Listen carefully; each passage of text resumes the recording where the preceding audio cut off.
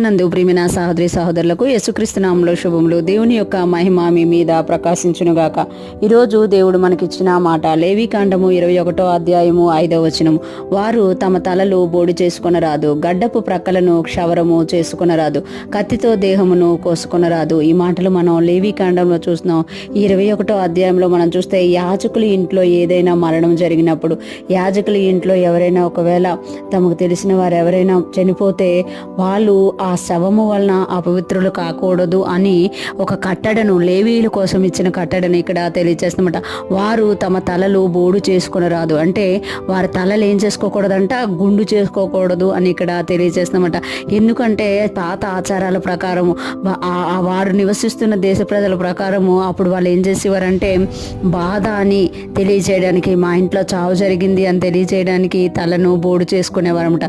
ఇంకొకటి గడ్డపు ప్రక్కలను క్షవరము చేసుకొనరాదు, గడ్డాన్ని కూడా గీసుకోకూడదు అనమాట. ఎందుకంటే మీ కత్తితో దేహమును కోసుకోకూడదు, కత్తితో దేహాన్ని గాయపరచుకోకూడదు. ఎందుకంటే మీరు నాకు యాజకులై ఉన్నారు, మీరు నా సొత్తై ఉన్నారు, ఈ లోకంలో ఉన్నది ఏది కూడా మిమ్మల్ని బాధించడానికి వీల్లేదు అని ఇక్కడ ఈ మోషే ద్వారా దేవుడు తెలియజేస్తున్నారు.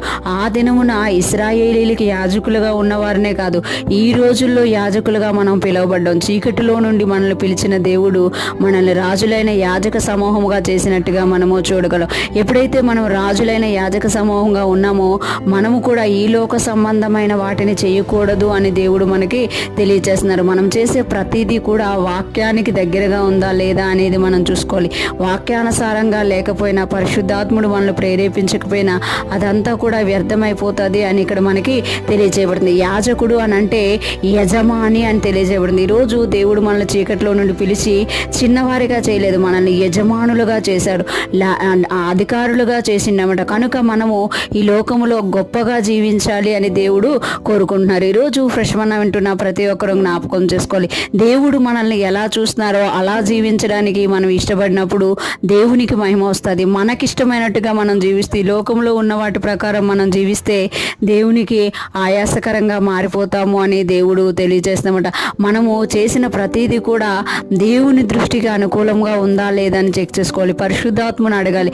ఎందుకంటే పరిశుద్ధాత్ముడు మనల్ని ఈ లోకంలో సిద్ధపరచడానికి పంపబడిన దేవుని ఆత్మ. కనుక మనము ప్రతి విషయంలో కూడా వాక్యాన్ని, పరిశుద్ధాత్మని అనుసరించి నడిచినప్పుడు దేవునికి మహిమకరంగాను, ఈ లోకంలో అనేక మందికి ఆశీర్వాదకరంగాను ఉండగలుగుతాం. ఈరోజు ఫ్రెష్ మన ఉంటున్న ప్రతి ఒక్కరూ కూడా దేవునికి మహిమకరంగా జీవించడానికి మన జీవితాలను అలవర్చుకుందుము గాక. దేవుని కృప మనందరికీ తోడయుండి నడిపించును గాక. ఆమేన్.